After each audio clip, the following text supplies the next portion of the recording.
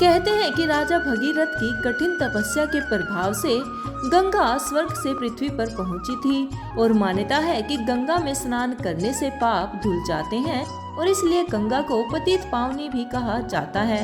लेकिन क्या आप जानते हैं कि कुछ वर्षों में गंगा माँ पृथ्वी से वापस क्यों स्वर्ग चली जाएंगी? तो चलिए जानते हैं प्रचलित कथाओं और ग्रंथों से। कहा जाता है कि इससे जुड़ी ऐसी मान्यता है कि एक बार माँ गंगा और सरस्वती के बीच विवाद उत्पन्न हो गया और बीच बचाव के लिए लक्ष्मी माता उनके बीच आ गई और तभी सरस्वती माँ ने लक्ष्मी माता को वृक्ष और नदी के रूप में पृथ्वी पर पापियों का पाप स्वीकार करने का श्राप दे दिया और इसके बाद गंगा और सरस्वती ने भी एक दूसरे को नदी रूप में पृथ्वी लोक पर रहने का श्राप दे दिया। कहते हैं कि श्राप के फलस्वरूप लक्ष्मी नदी के रूप में पृथ्वी पर आ गई और सरस्वती माँ सरस्वती नदी बन गई और गंगा भी नदी रूप में पृथ्वी पर आ गई।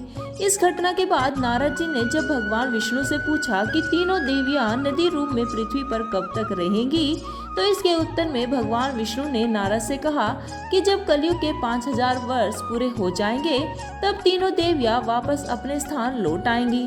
और कहा जाता है कि कलयुग के 5013 वर्ष पूरे हो चुके हैं और इसलिए लक्ष्मी और सरस्वती नदी लुप्त हो चुकी हैं और सिर्फ अब गंगा माँ ही बची हैं। जय श्री कृष्ण।